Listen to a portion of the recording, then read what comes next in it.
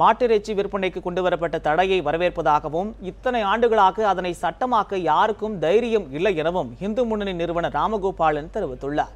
நெல்லை மாவட்ட இந்து முன்னணி சார்பில் இந்து கோவில்களின் உரிமை மீட்பு மாநாடு இன்று வள்ளியூர் கலையரங்கில் நடைபெற உள்ளது.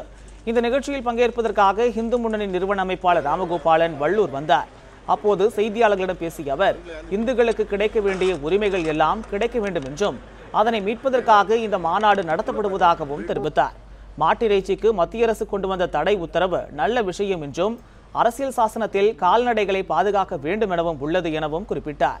இத்தனை ஆண்டுகளாக அதனை நடைமுறைப்படுத்த யாருக்கும் தைரியம் வரவில்லை எனவும் முதன்முறையாக உத்தரப்பிரதேச முதலமைச்சர் யோகி ஆதித்யநாத் அதனை நடைமுறைப்படுத்தியதாகவும் குறிப்பிட்டார்.